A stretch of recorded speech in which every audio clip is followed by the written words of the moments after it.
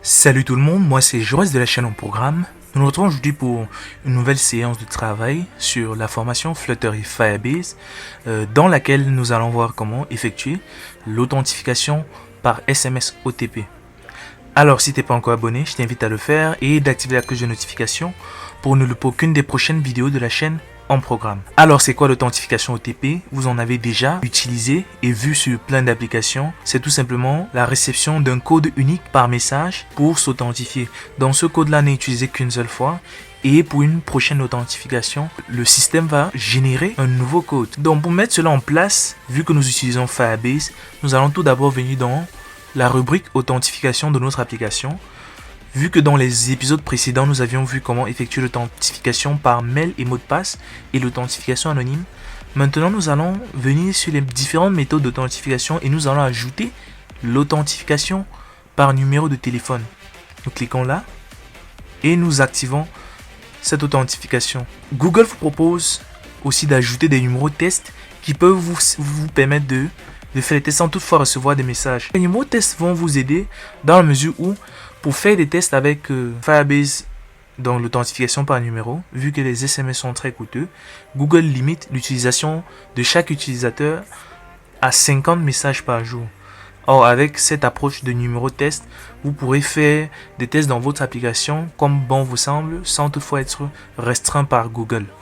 Nous pourrons ajouter un numéro plus tard, mais en attendant, cliquons d'abord sur enregistrer. Voilà le message que Google nous affiche. Lui, il a limité 50 SMS par jour pour éviter en fait cet abus-là. Après avoir validé cette authentification, nous venons maintenant dans l'application que nous allons coder. Nous avons notre page Sign In View. Nous avons aussi dans le pub.dev les différents packages que nous allons utiliser ici sont Firebase Core. C'est un package de configuration de Firebase, donc il est requis sur toutes les applications qui nécessitent Firebase. Donc que ce soit Cloud Firestore, Real-Time Database ou Firebase Auth. Donc tous les services qu'offre Firebase. Firebase Core se doit d'être là. On a aussi Firebase Auth et ensuite InPhoneFill. Donc c'est un package qui va nous permettre de nous donner un champ de texte avec à côté le bloc qui va générer directement les différents pays du monde entier.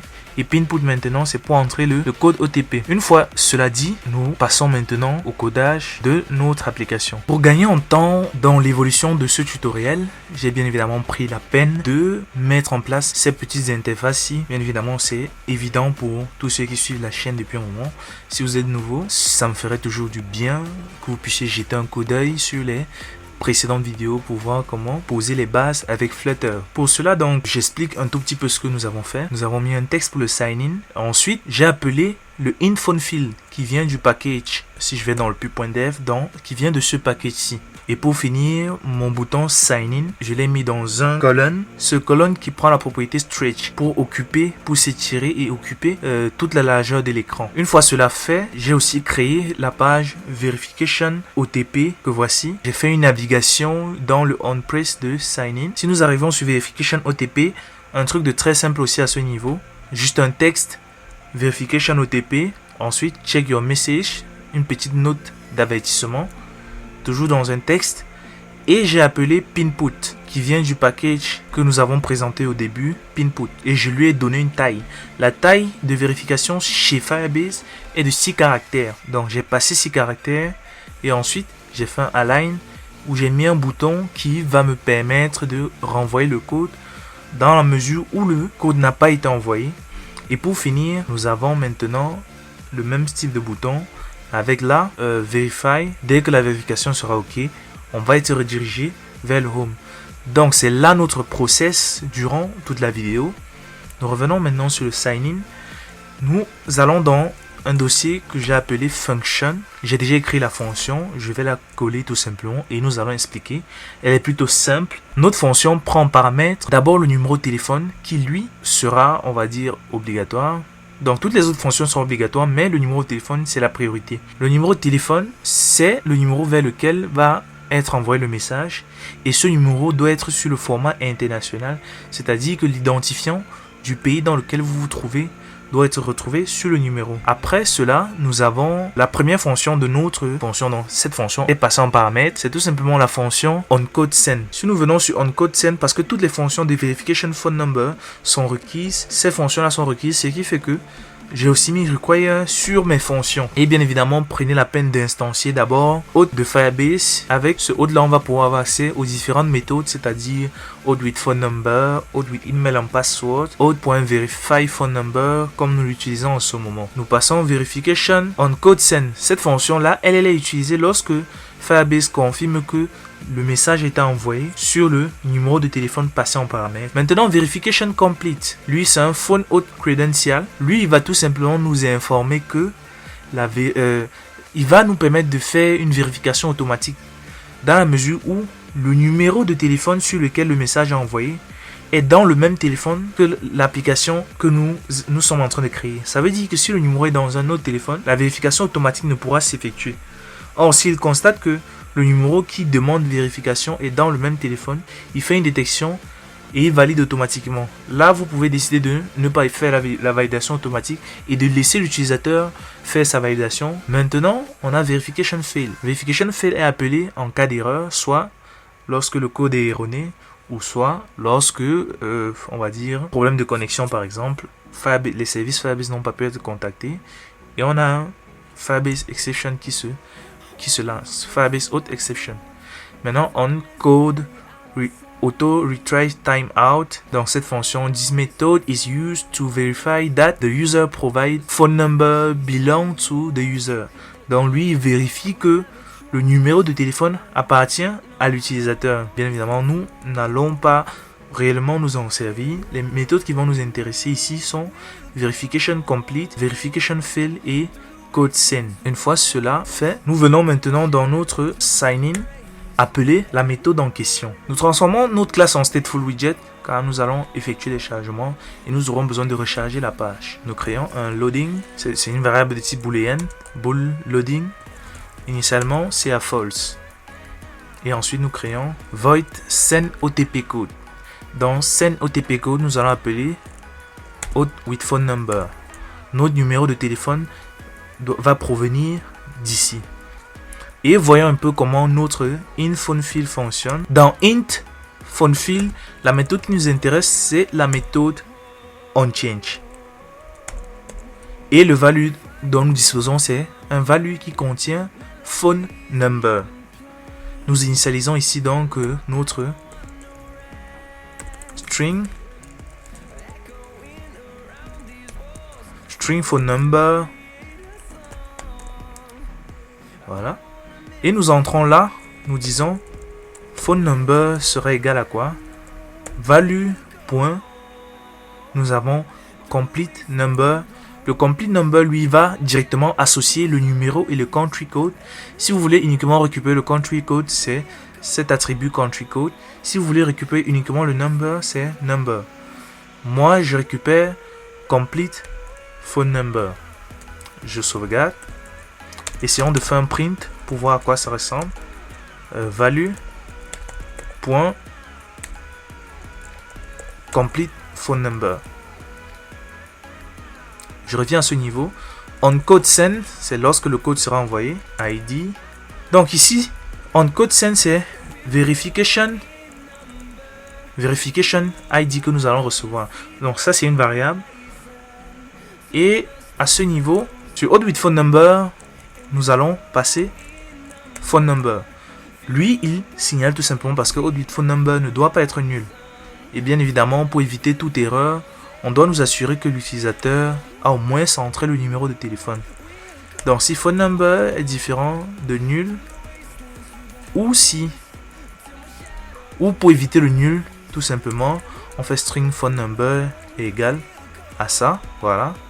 Et là on dit tout simplement si phone number .is not empty, ça veut dire si le phone number n'est pas vide. Là maintenant, nous appelons cache le menu pour avoir assez d'espace dans notre écran. Auto verification, nous allons l'utiliser tout à l'heure. On fill, pareil. Lui prend en paramètre un Firebase exception. E pour exception. Auto retype value.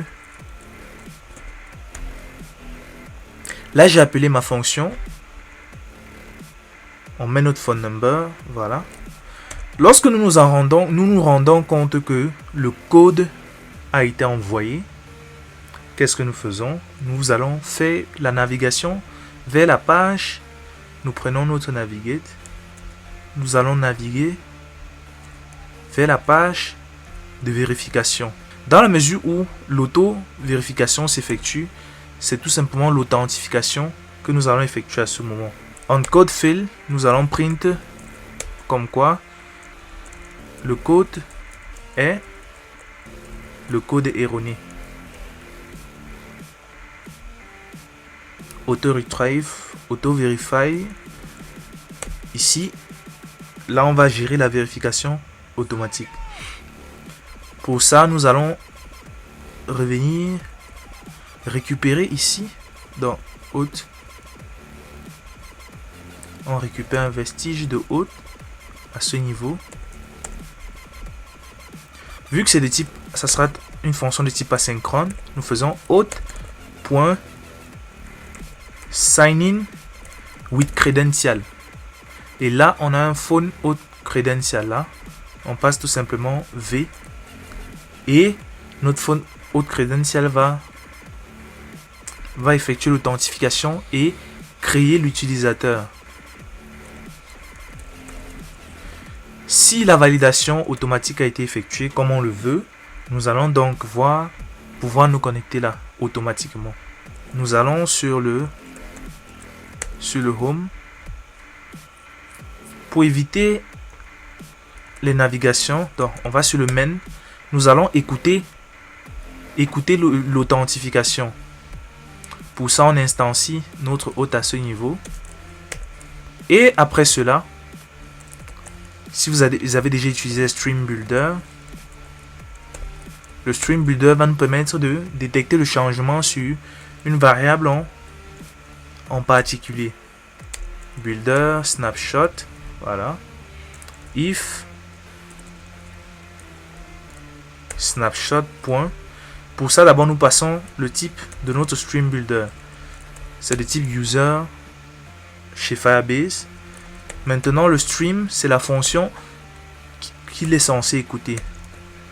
Donc, cette fonction-là, c'est hôte.state_change. Hôte.state_change, c'est de type user, donc le user peut être nul. Nous mettons le point d'interrogation. Notre hôte.state_change est là. Maintenant, nous testons. Notre builder, lui, fait un return. Si nous faisons snapshot.data, si c'est égal à nul, ça veut dire que nous ne sommes pas connectés. On retourne le sign in. Dans le cas contraire, c'est le home que nous allons retourner. Cela mis en place, nous réactualisons le truc pour recharger l'application. Une fois notre application rechargée, moi, vu que je suis au Cameroun, je vais faire un truc ici. Initial country code, je vais tout simplement mettre l'identifiant de mon pays pour éviter à chaque fois d'entrer l'identifiant d'un pays, de changer pour rechercher mon pays. Et vous pouvez configurer votre info field. Je crois que il y a un attribut dans country. Ça va vous permettre de filtrer uniquement sur ces pays-là et éviter que votre application ne soit bourrée de plein de pays. Donc vous limitez votre info field au nombre de pays que vous souhaitez. Moi j'ai mis le pays par défaut. Et maintenant sur le sign in, je fais un test. Par exemple sur le sign in, lorsque je mets à nul cette variable-ci, la variable onPress, nous voyons qu'il devient tout gris. Voilà. Nous pouvons faire le test. Si on détecte que le chargement est en train de s'effectuer, loading, on met nul. Dans le cas contraire, on appelle send code OTP. Voilà. Dans send code OTP, n'oublions pas de faire loading égale à true. Et nous descendons dans la mesure où le code a été envoyé, vu que c'est la première méthode qui sera exécutée. On fait loading égale à false et on fait un set state pour recharger la page. ce set state-ci, je dois faire pareil ici pour que cela soit pris en compte. Maintenant, vu que sur émulateur, nous ne pouvons pas voir les messages, je propose que nous allons mettre un numéro factice dans Firebase. Nous venons dans numéro de téléphone, numéro, voilà, on met l'identifiant, plus 237, 620 par exemple, 10, 10, 10. Ça c'est le formatage du pays. Et je mets un code qui va me permettre de valider. Donc c'est ce code que je vais utiliser dans l'application pour valider mon authentification. On va de 1 à 6 et on ajoute. Le numéro de téléphone étant ajouté, il pourra être reconnu par mon application. Nous envoyons le code. Voilà. Maintenant, pour valider ce code, nous allons créer cette fonction. Nous allons dans Function. On va l'appeler Validate OTP, qui va prendre en paramètre string SMS code et string verification ID. Voilà. Notre hôte, notre instance hôte, nous pouvons la mettre là pour pouvoir l'utiliser dans toutes nos fonctions. On fait final credential qui sera égal à, nous appelons la classe phonehoteprovider.credential. Le credential, c'est la clé qui va maintenant nous permettre de réellement nous authentifier chez Firebase. Verification ID, on passe le Verification ID. Le Verification ID, c'est bien évidemment celui qui a été donné lorsque nous avons effectué, lorsque le code a été envoyé. Pour ce faire, pour avoir accès à notre Verification ID, c'est à ce niveau-ci. On code send, voici le Verification ID. Pour que l'on ait accès à cela, dans Verification OTP, nous allons tout simplement le passer en paramètre. Final string Verification ID et nous le passons là. Nous pouvons dire que c'est requis pour éviter de l'oublier si nous avons besoin de lui. Voilà, on passe Verification ID, Verification ID. Donc on aura accès à lui sur cette page-ci. On transforme en stateful. Voilà, et ici on enlève constant. Bon. Une fois cela fait, nous avons pratiquement Verification OTP Function. Voilà. Une fois notre credential présent, nous nous authentifions tout simplement. On appelle auth.signin with credential et nous passons notre credential. Et notre authentification est terminée. Au lieu que ce soit une fonction void, ça sera plutôt un future, voilà, future de type void, donc ça ne va rien nous retourner. Et ici, on fait un return de rien du tout, notre fonction de type asynchrone. Vu que sign in with credential est, donc on peut faire un await là, et nous revenons. Ça veut dire que lorsque le code, si nous récapitulons tout, sign in, lorsque onCode send sera appelé, on va naviguer vers Verification OTP. Maintenant, une fois sur Verification OTP, vous pouvez empêcher que l'utilisateur ne fasse un retour en arrière avec le widget WillPopScope. On WillPopScope, on doit faire un return, un future de type bool, si vous avez bien remarqué là. Voilà, future de type bool. En retournant false, ça veut dire que l'on empêche le retour en arrière. Bien évidemment, vous pouvez sortir un dialogue là, dit voulez-vous annuler la vérification, si oui, sinon. Donc je vous donne quelques petites astuces. Pour le moment, on laisse true et par défaut c'est true si vous ne mettez pas la fonction. Une fois cela fait, je pense que nous pouvons procéder au test. Donc on a dit sur le loading, on peut aussi faire un test ici. On fait, si on détecte le loading, point d'interrogation, circular Circular Progress Indicator, 2 points. Voilà. Donc, value color, always stopped animation, colors.white.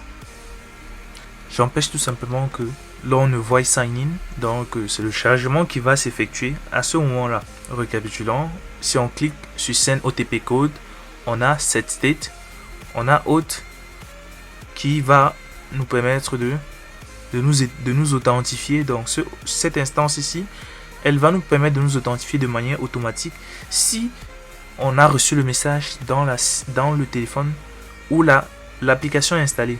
Mais dans le cas contraire, on aura ce problème. Voilà. Donc, sur onFail, aussi il y a un dernier paramètre que j'ai omis de vous présenter. Dans Auth with Phone Number, on a un timeout. Donc ce timeout, c'est lui, il va nous permettre de faire quoi? Il va tout simplement nous permettre de donner des intervalles après lesquels le message peut être renvoyé. Ça veut dire quoi? Si j'ai mis 60 secondes et que l'utilisateur essaie de renvoyer, si vous n'avez pas implémenté la fonctionnalité et que l'utilisateur essaie de renvoyer 30 secondes avant, Firebase ne va pas prendre en compte votre requête. Si nous mettons la souris dessus, par défaut c'est 30 secondes. Après 30 secondes, vous êtes en mesure de pouvoir redemander un renvoi de message. Nous allons mettre à duration, par exemple, de 20 secondes pour éviter de rallonger la vidéo. 20 secondes, ça veut dire que notre compte à rebours sera de 20 secondes max et va décroître jusqu'à ce que le temps soit écoulé pour que l'utilisateur puisse faire un renvoi de nouveau. Nous mettons le numéro de téléphone. Ce numéro, essayons de nous rappeler, c'était 620 10 10 10. 620, voilà. Vous voyez que le numéro est en train de se composer là. 10 10 10. Et la validation, on a une validation automatique. Nous cliquons sur Sign In. Voilà. Là, nous voyons que le chargement est en train de s'effectuer. Le temps que notre message soit envoyé. Voilà. Là, le message a bien été envoyé. Maintenant, Firebase n'attend plus que notre validation. Et cette validation-là, c'est si nous tapons 1, 2, 3, 4, 5, 6. C'est à ce moment-là que nous allons maintenant cliquer sur la vérification. Pour ce faire, nous venons sur Verification OTP, écrire sa part de bout de code. Final, SMS code égale, non, on va mettre cela de type string car nous allons devoir modifier. String SMS code. Si nous essayons de faire, là nous voyons déjà que timeout waiting for SMS. Les 20 secondes se sont écoulées et nous sommes en mesure de renvoyer le message. Si nous faisons un print de verification ID, mauvais endroit, venons dans le build, print widget .verification ID. Là, nous voyons toute une longue chaîne de caractères qui est notre verification ID. Nous sommes rassurés que nous avons déjà cela en notre possession. Maintenant, il y a une fonction sur le pinput qui nous intéresse. Où est notre pinput? Là, c'est la fonction onComplete. La fonction onComplete, c'est tout simplement la fonction qui détecte que le code a été, ça veut dire que le code a complètement été entré.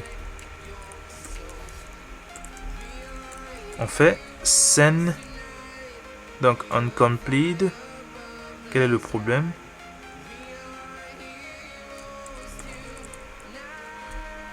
On a mis des types constantes, ce n'est pas une constante. Voilà. onComplete, on fait send code SMS qui sera égal à value. Et là on fait un set state. Maintenant nous venons sur notre verify Nous allons aussi initialiser un loading bool.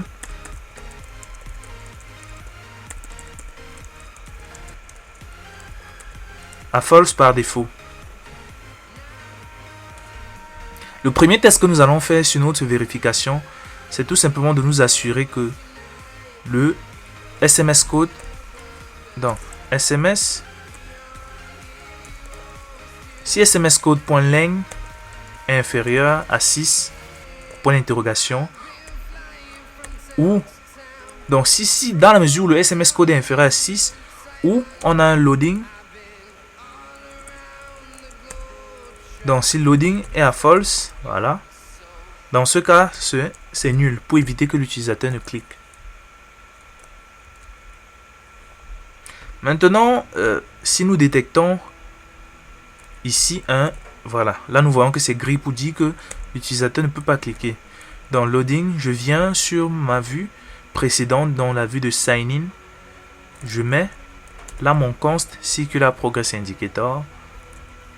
Dans le cas contraire, c'est mon texte qui est affiché.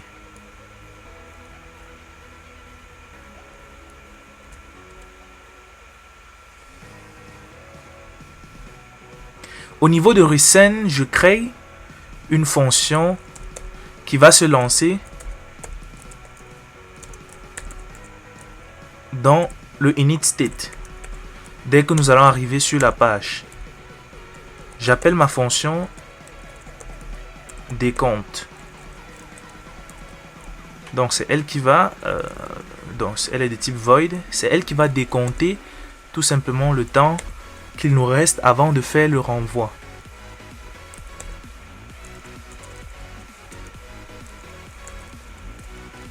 Donc bool resend, dès que nous allons arriver sur la page par défaut, ça sera à false. Ça veut dire que on ne pourra pas renvoyer initialement quand nous allons arriver sur la page. Donc resend est à false. Sur notre décompte, je vais initialiser notre timer. Late timer.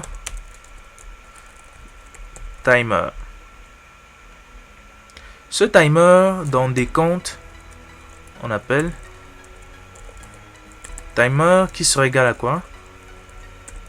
Timer.périodique.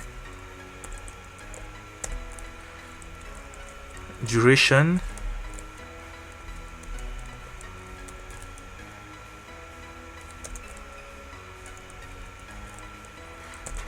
Notre timer va s'activer après chaque seconde. Donc, une seconde après chaque impulsion de timer. Et à ce niveau, on détecte seulement. On initialise maintenant notre variable int.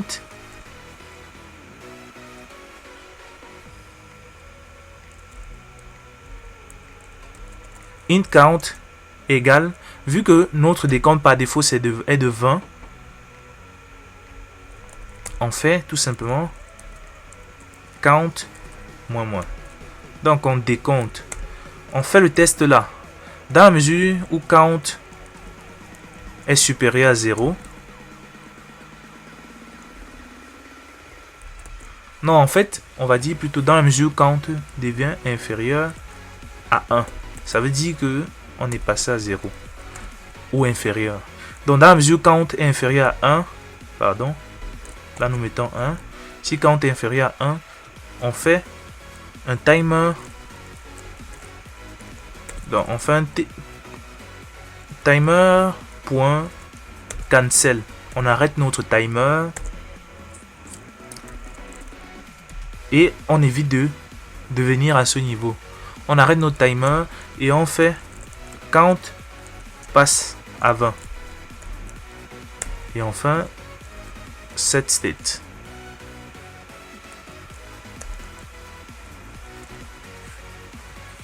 Et bien évidemment, on passe resend. Dans ce moment, resend peut devenir à true. Resend passe à true. Nous pouvons, cela veut dire que nous serons en mesure de renvoyer un code de nouveau.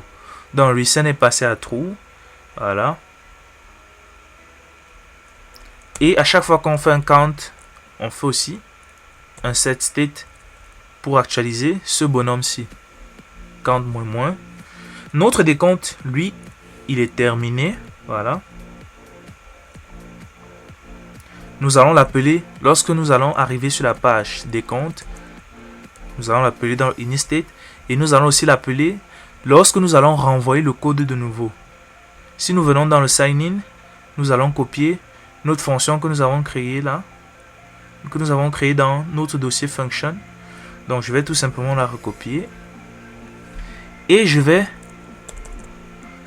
créer une fonction void on resend SMS code.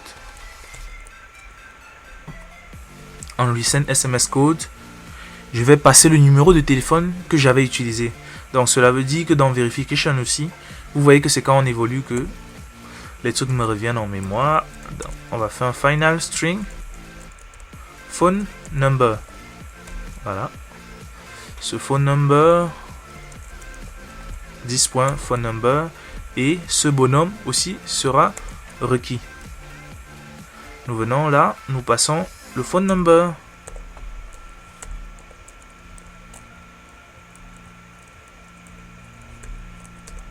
Nous passons notre phone number. Nous allons devoir quitter de cette page, bien évidemment, pour pouvoir revenir et appeler notre phone number. Donc, nous appelons ici widget.phone number. Donc, on rappelle le numéro. On importe notre hot with phone number. Et maintenant, au lieu de naviguer, on ne navigue pas. On fait tout simplement décompte. Donc ça veut dire que dès que le code a été envoyé, on fait un décompte. Bien évidemment avant le set state. Et dès que le code est envoyé, resend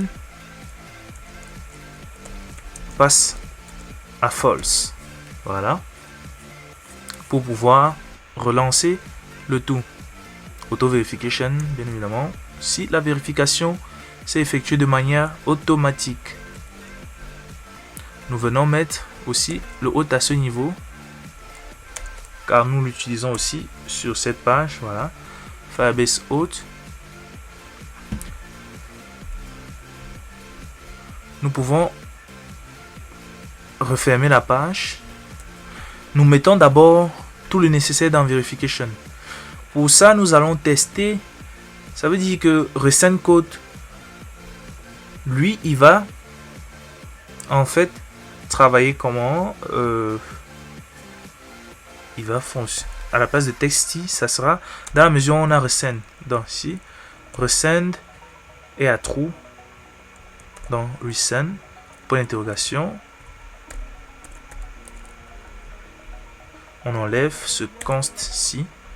Donc, dans la mesure où on a resend, 2 points, on passe tout simplement notre count. Count.toString .pad left. C'est tout simplement lorsque les chiffres seront inférieurs à 2 chiffres, c'est-à-dire on est 19, il faudrait que on met la taille. Donc si on est inférieur à 2, pad left 2 et le pattern ça sera 0 pour compléter. Donc si resend est à true, c'est notre décompte qui est là dans la mesure où donc on teste ici loading. Dans la mesure où loading est enclenché, qu'est-ce qu'on fait? Si loading est enclenché, donc pas besoin de tester loading, je pense. On va tout simplement utiliser resend. Vu que resend agit uniquement là. Donc si resend est enclenché, c'est nul.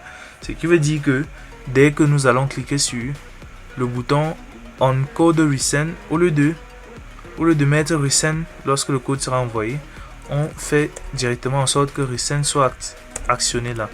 Voilà, resend passe directement à false. Et on vient l'appeler on resend là sur le bouton qui lui est alloué. Ce bouton là, où est-il? Le voici. Voilà. Et on appelle on resend code à ce niveau. Maintenant, au niveau des vérifications, on enlève ce bonhomme-ci. une fois que le code a été renvoyé, on écrit maintenant la fonction qui va vérifier. Void onVerify SMS code. On va appeler tout simplement son nom dans function. Cette fonction, comment s'appelle? Validate OTP. Vu que c'est un future, on va faire loading pendant ce temps qui sera égal à true. Set state. Et notre fonction sera de type asynchrone. Ici on fait un await validate OTP où on passe le SMS code et le widget .verification dans ce widget ci. Et pour finir, une fois que cela est fait, on refait loading à false et on print là vérification effectuée avec succès. Voilà. Nous avons terminé avec le bail, on appelle on verification code là. On ne fait pas de navigation, pourquoi? Parce que dès que il aura vérifié et authentifié l'utilisateur, la redirection va s'effectuer de manière automatique. Vous avez vu dans le main, on a mis un stream là. Firebase va détecter que l'utilisateur, en fait, le stream builder va détecter que il y a une propriété qui a été modifiée dans auth state change, en l'occurrence l'utilisateur, et il va vérifier le data. Si le data est différent de nul, il va savoir que on passe à home. Dans le cas contraire, on passe à sign in. Maintenant, j'énonce ici un inconvénient des messages avec Firebase, c'est que vous n'aurez pas la possibilité de personnaliser vos messages. Ça veut dire que Firebase a mis un message qui est le même message qui sera envoyé à tous les utilisateurs. Du coup, pas moyen de personnaliser le message. Nous appelons maintenant onVerify SMS à ce niveau. Voilà. Voilà notre numéro qui nécessite la validation. On clique. Je sens que nous avons oublié un truc. Si nous venons dans Verification, le texte est affiché si resend est à true. Non, le texte est affiché si resend est à false. Plutôt, on va dire, si je ne me trompe pas. Oui, je pense que c'est ça. Donc, le texte est affiché si resend est à false. Voilà. Voilà, donc vu que resend est à... Oui, c'est comme ça que le texte, c'est comme ça que ça marche. Donc, j'ai inversé les trucs, raison pour laquelle ça n'a pas marché. Donc, si resend est à false, ça veut dire qu'on ne peut pas envoyer. Et c'est à ce moment que le décompte s'affiche. À ce niveau, voilà. Nous allons essayer le renvoi. Donc, si nous voyons le truc, on clique sur Resend. Voilà. À ce moment, voilà. Vous voyez là que le décompte s'effectue et c'est durant ce laps de temps que nous pouvons faire la validation. Le code que nous avons mis dans Firebase, c'est 6 caractères. Bien évidemment, pourquoi Verify est en noir sur blanc, c'est à cause du copier-coller probablement. Donc si SMS code est inférieur à 6 ou si loading est à false. Loading sera false tout le temps, donc ça ne va pas marcher. Donc si, voilà. Ça c'est la logique pour laquelle ça doit marcher. Donc si j'efface là, normalement, on ne devrait plus avoir ce bonhomme là. Mais je comprends pourquoi ça ne marche pas, parce que on n'a pas mis SMS code dans le pinput. OnComplete n'est appelé que lorsque on a rempli tous les champs. Donc pour vérifier correctement, on va plutôt faire la méthode onChange. Donc cette méthode va nous permettre de vérifier de manière plus efficace. Modifions maintenant. Nous voyons que tout est OK. 3, 4, 5 et 6. Il reprend sa couleur. Maintenant, renvoyons de nouveau le message. Donc, je pense que il n'est plus nécessaire que l'on envoie. On peut cliquer directement sur Verify pour voir comment il se comporte. Voilà. Donc là, on dit vérification effectuée avec succès. Maintenant, ce que nous avons omis de faire, je crois que si on rentre une seule fois, nous allons voir que nous sommes sur le home page parce que nous nous sommes bien évidemment connecté. Mais ce que nous avons oublié de faire, c'était de, après la vérification, faire un navigator.pop pour fermer la page de vérification. Donc, navigator.context.pop. Maintenant, pour faire un test de nouveau, nous allons devoir nous déconnecter. Pour ça, je viens sur Home. Et dans le Action, je vais créer le bouton qui va nous permettre de nous déconnecter. Action, on vient dans Function, voilà. J'écris la fonction de déconnexion. Future, c'est aussi un void. Disconnect, vous aurez pu appeler ça logout. Mais bon, je me fatigue pas pour cela.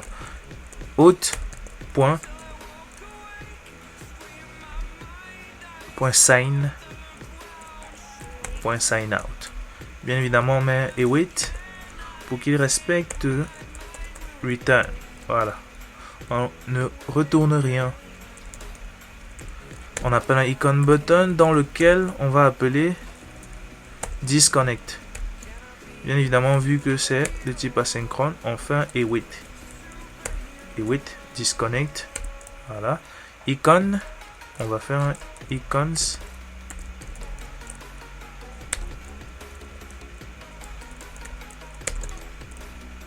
Icons.power. Donc, j'ai pas d'autres applications en ce moment, d'autres icônes en tête. On va utiliser celle-là. Nous cliquons pour se déconnecter. Là, nous voyons que Stream a détecté à l'accueil que la modification est passée à nul. En fait, l'utilisateur est passé à nul, donc il a déconnecté. Faisons un nouveau test. Toujours 620, 16, 7, 10, 10, 10, pardon. Nous cliquons. Voilà. Nous passons à la vérification. La vérification, comme toujours, vu que le mot de passe, c'est le mot de passe de test, c'est cet avantage qui va vous permettre donc de tester de manière plus efficace. Vous ne serez pas limité sur le nombre d'SMS journaliers. Ça veut dire, moi, par exemple, quand je suis sur de grosses applications, je fais plein de tests, plus de 50 tests. Donc, du coup, je dois toujours mettre un numéro de test parce que je ne peux m'en sortir avec la limitation de 50 SMS jour. Donc, du coup, je mets le mode de validation. Aussi, vous pouvez construire cette validation, j'ai oublié de le dire, en ajoutant un compte de facturation. Bon, mais moi, je me mets en tête que beaucoup d'entre vous n'ont pas de compte de facturation. Du coup, quand tu es un développeur débutant, il est préférable de fonctionner avec les numéros tests ou après avoir fini, pour faire kiffer un tout petit peu, vous ajoutez un numéro réel maintenant pour la validation. Là, je clique sur valider et automatiquement nous sommes connectés. Je vais essayer d'afficher l'utilisateur pour que vous puissiez voir. On va dans Function, on fait une fonction user, voilà. Donc vu que l'utilisateur peut être nul, on ne se risque à rien. On va l'appeler fonction user. Ça sera tout simplement auth.currentUser. Si nous venons sur Home, dans le body, si vous en avez marre de ces traits-là, j'oubliais de le dire, certains peuvent en avoir moins de cela. Pour désactiver, c'est tout simplement dans le pub.dev. Sachez que, un peu comme en JavaScript, on a ES6, sur date, il a intégré tout simplement cet élément-ci.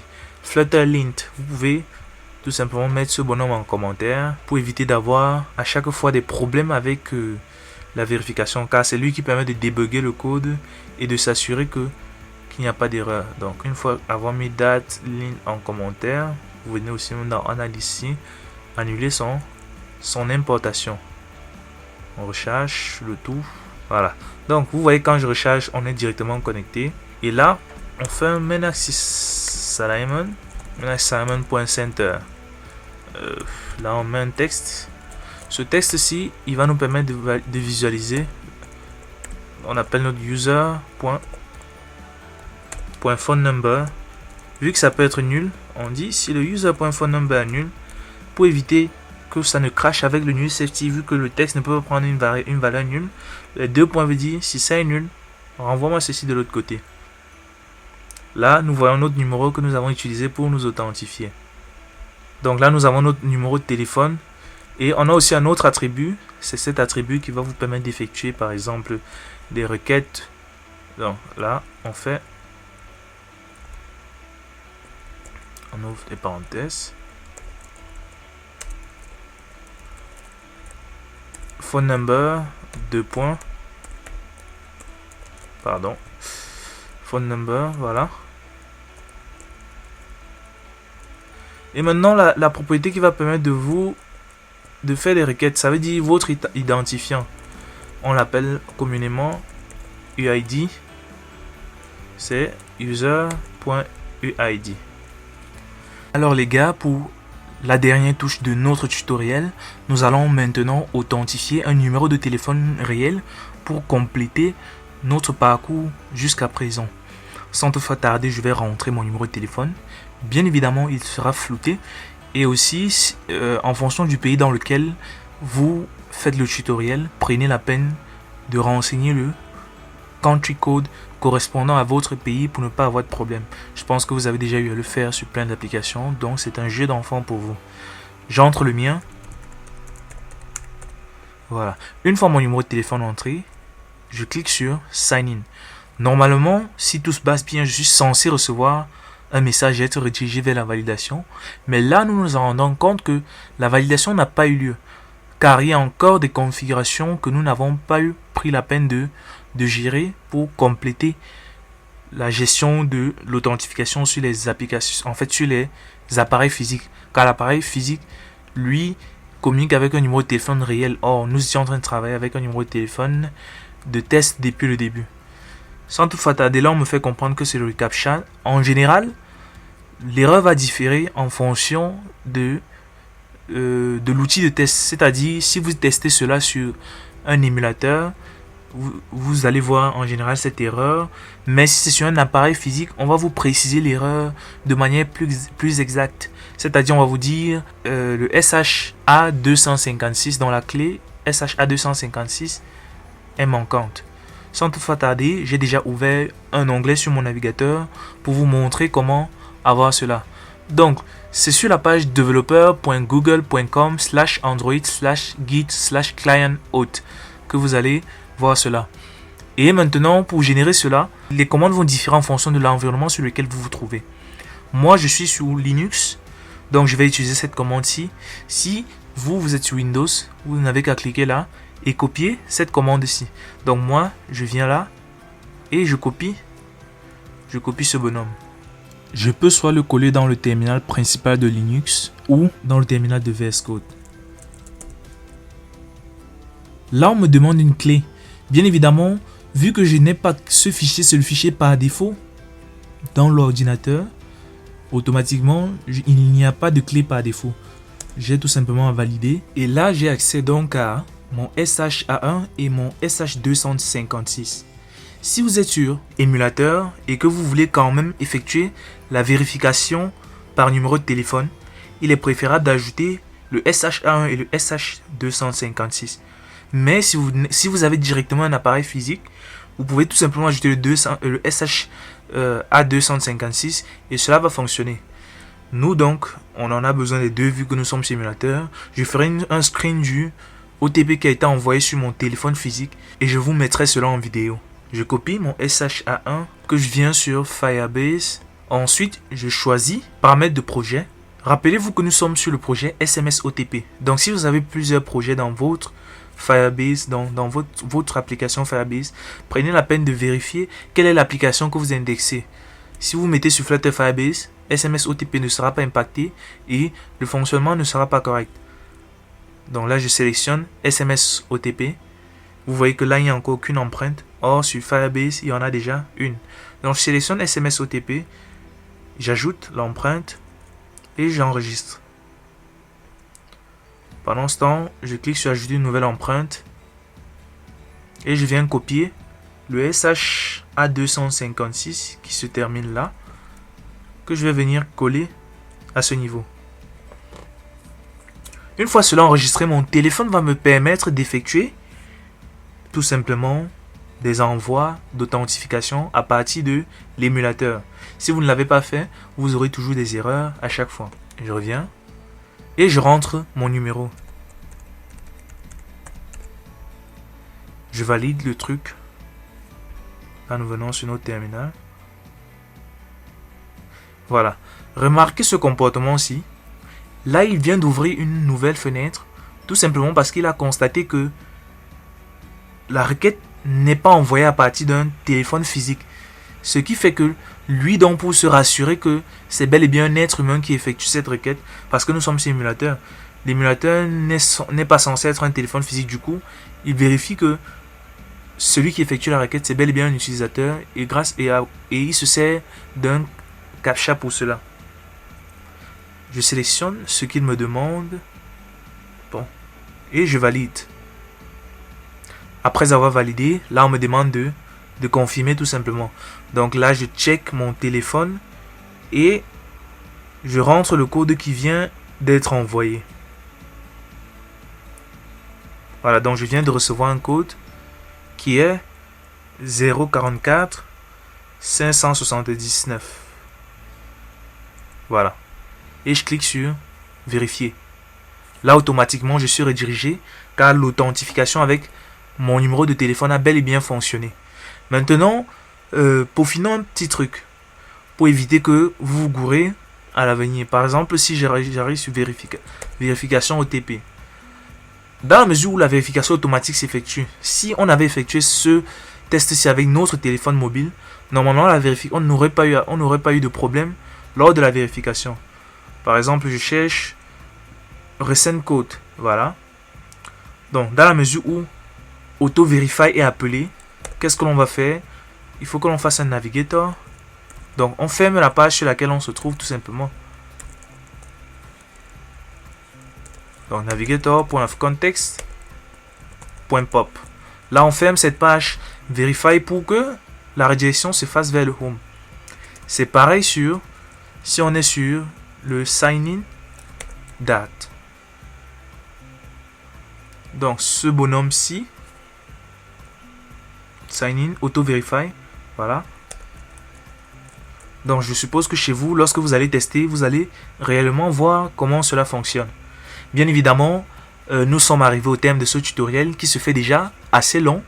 On va pas le cacher, mais bon, il y avait beaucoup de thèmes à aborder et cela me tenait à cœur vraiment de vous expliquer pas à pas comment procéder pour pouvoir implémenter dans vos applications l'authentification avec numéro de téléphone.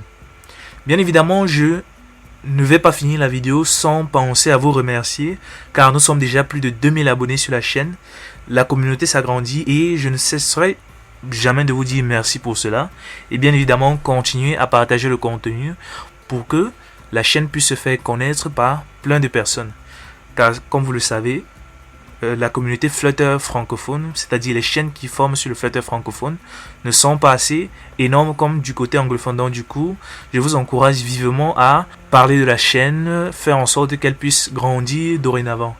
Sans toutefois tarder, si vous avez des préoccupations, comme j'ai toujours l'habitude de le dire, l'espace commentaire est là. Je réponds toujours à tous vos commentaires. Laissez un commentaire, likez, abonnez-vous, partagez la vidéo et surtout, à la prochaine pour une nouvelle vidéo. Ciao!